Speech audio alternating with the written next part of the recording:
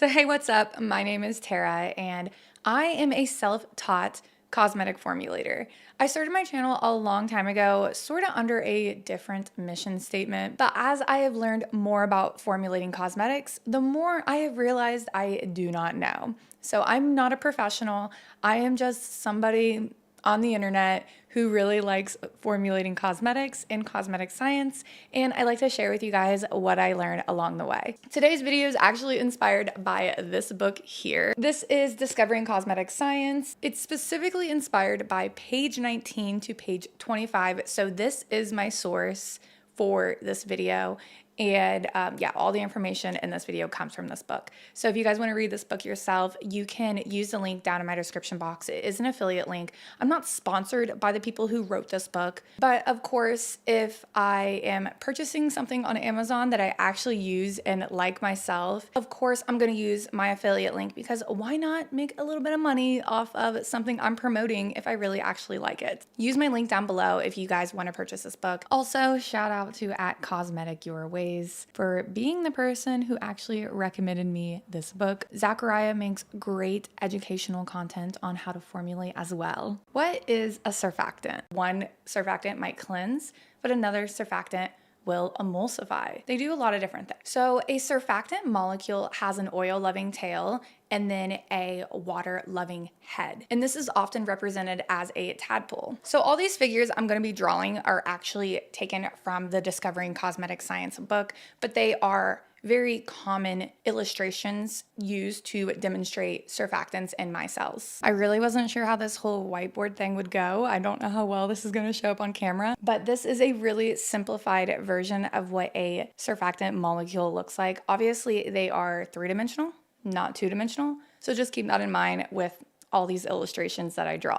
Also, I'm still recovering from my carpal tunnel surgery, so my hand doesn't really work very well, but you know, it's getting there. So here is the water-loving head, and then the other end is the oil-loving tail. So every surfactant, whether it's a cleansing surfactant or an emulsifying surfactant, has one oil-loving and then one water-loving side to it. So as you can see, a surfactant molecule has two different sides that want to do two different things. One side wants to attach to water, that is the water-loving side, and then the other side wants to attach to oil, which is the oil-loving side. Oh great, I can literally still see what I drew. This board doesn't seem to work very well. So let's say you have a cup of water and you pour surfactant into the water. They will stick their oil-loving ends on the top and the sides and the bottom of your container, and then their water-loving heads will be facing the water. And obviously this is because the oil-loving ends don't want to be in water, so they are trying to escape the water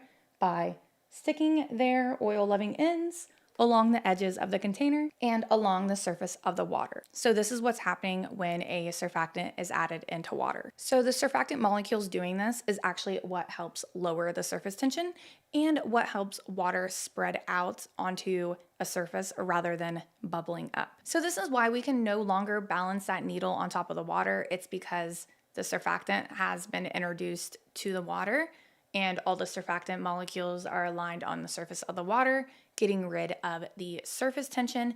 And this is why surfactants are known as a wetting agent. It helps wet out water, flatten it out on a surface, and it will no longer bubble up like normal water does when you introduce that surfactant. The surfactant is actually just one word to describe a broad range of different ingredients. A surfactant can be a foaming agent, a solubilizer, an emulsifier, a wetting agent, but these are all surface active agents, and that's why they're all known as surfactants. What are micelles? So let's say we add so much surfactant into this container that there's no more space for the oil-loving tails to protrude on the top or along the side. So this is when all of the oil-loving tails actually come together to form a ball shape, which is known as a micelle. I did my best to draw the micelles and they don't look very good. Let me try again off here in the corner. I tried to draw it better again, but it just doesn't look very good. That's how you get a micelle. That's how a micelle is formed. So this point where you add so much surfactant that you actually get micelles forming,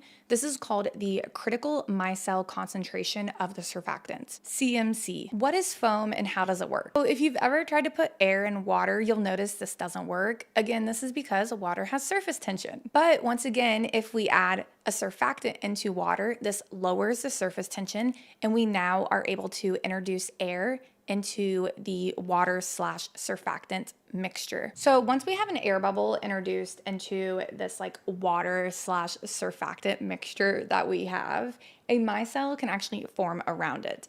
And this is because this is another place for those oil loving tails to try to feel safe, to try to escape all that water.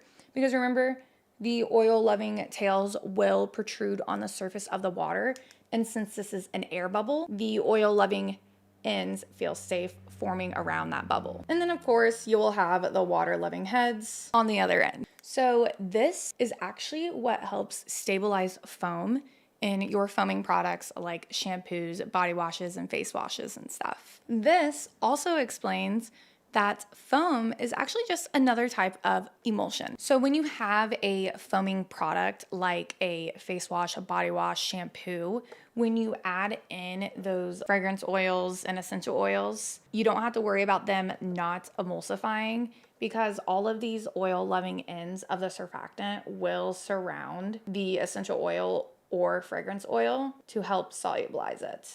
I don't think I need to draw it all for you to understand that. It's basically the same concept as the air bubble. Also, micelles aren't just sitting like doing nothing. They are constantly breaking down and reforming in your products. If you want a more beginner-friendly look at surfactants, I highly recommend going and watching my video I did before as a part of my Formulating for Beginners series on my video all about surfactants. If you are a beginner, I can't recommend enough going back and watching my entire Formulating for Beginners series. And if you want like the written version of it, just go on my Patreon.